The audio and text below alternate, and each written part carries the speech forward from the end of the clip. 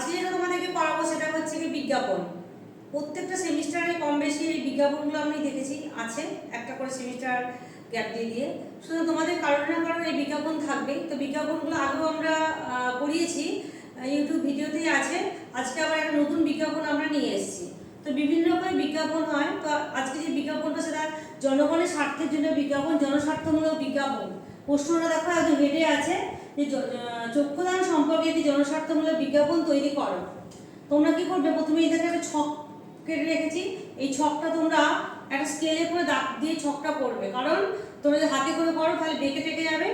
আর বিজ্ঞাপনকে কিন্তু সুন্দর করে তোমাদের উপস্থাপন করতে হবে, প্রেজেন্ট করতে হবে। সেই জন্য তোমাদেরকে কি করতে হবে না, একটা স্কেলে করে দাগটা কেটে নিলে সুন্দর করে দাগ কেটে নেবে। এবং চক্ষুদানের বিজ্ঞাপন দেখা চোখের আমরা ছবি দিয়ে দিয়েছি, তোমরা হাতে করে মানে চোখটা তোমরা এঁকে নেবে, আর কি সিম্বলিক চোখ এঁকে নেবে। এবং সেটা বাঁ দিকে যদি উপরে আঁকো খাতার এ করে ছক করে রেখে নিলে। এবার দুটো পেন ব্যবহার করবে, একটা কালো পেন ব্যবহার করবে আর একটা নীল পেন ব্যবহার করবে। আমি যেখানে কালো পেন ব্যবহার করেছি এর উপরে তোমরা বোল্ড করে কালো পেন বড় বড় করে লিখবে, আর বাকিগুলো নীল পেন দিয়ে লিখবে। তাহলে বিজ্ঞাপনটা কি হবে, নান্দনিক দিক বজায় থাকবে, নান্দনিক দিকটা ঠিক থাকবে। তো দেখো আমরা প্রথমে লিখি চক্ষুদান, দৃষ্টিদান। এটা দেখো বড় করে লিখে নিয়েছি, পেনে করে কালো পেন দিয়ে বড় করে লিখে নিয়েছি।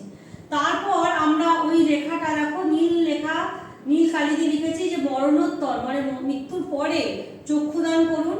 আপনার দান করা চোখ একজন অন্ধ মানুষের দৃষ্টি ফিরিয়ে তাকে পৃথিবীর আলো দেখাতে সাহায্য করতে পারে।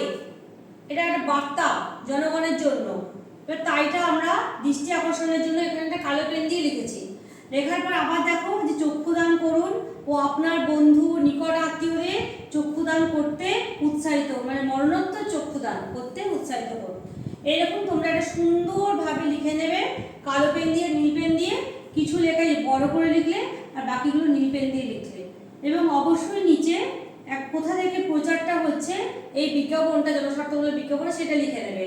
তার জন্য আমরা আবার এটা দেখো নিচে যখন ছক করে নিয়েছি যে ন্যাশনাল আই কন্ট্রোল বোর্ড দ্বারা প্রচারিত আমরা লিখে দিয়েছি। এইভাবে লিখে সুন্দর করে উপস্থাপন করবে।